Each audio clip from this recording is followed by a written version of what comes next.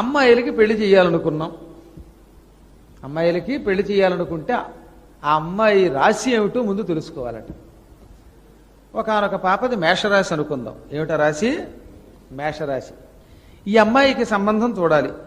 ఈ సంబంధం చూడాలంటే ఏం చేయాలి? ఇక్కడ చెప్పాడు ఏమని అంటే, కన్య యొక్క జన్మరాశి నుండి నక్షత్రం కూడా కాదు, ముందు రాశి, వరుడి రాశి ఎట్టి పరిస్థితుల్లో 6 గాని 8 గాని 9 గాని 5 గాని 2 గాని 12 గాని పనికిరాదు.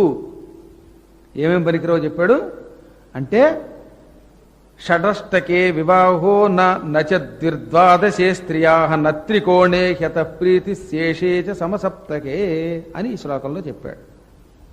ఉదాహరణకి ప్రసన్న అనే ఒక అమ్మాయిది మేషరాశి అనుకుందాం. ఈ అమ్మాయికి సంబంధం చూసేటప్పుడు అవతల వరుడిది ఏ రాశి అవ్వకూడదు? 6 అవ్వకూడదు. మేషానికి 6 అంటే 1 మేషం, 2 వృషభం, 3 మిథునం, 4 కర్కాటకం, 5 సింహం, 6 కన్య. అంటే వరుడిది కన్యా రాశి అవ్వకూడదు. ఎట్టి పరిస్థితుల్లో మేషరాశిలో పుట్టిన వాడికి 6వ రాశి కన్యారాశి కనుక. తర్వాత నెక్స్ట్ ఏం చెప్పాడు? 8 కూడా అవ్వకూడదు. 8 వృశ్చిక రాశి, అది పనికిరాదు. తర్వాత ఏం చెప్పాడు? 9 అవ్వకూడదు. 9 ధనువు రాశి, అది పనికిరాదు. 5 అవ్వకూడదు. 5వది సింహరాశి, అది అవ్వకూడదు.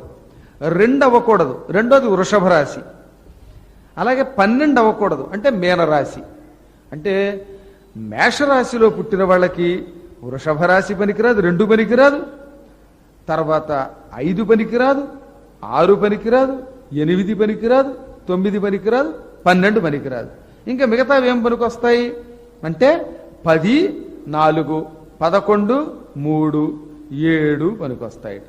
సమసప్తకాలు పనికొస్తాయట. మిగతావన్నీ పనికొస్తాయి అన్నమాట. ఇవి ముందు రాసులు చూసుకునే విధానం. ఎవరైనా అంతే. మీ రాశి ఏమిటో చూసుకోండి మీరు.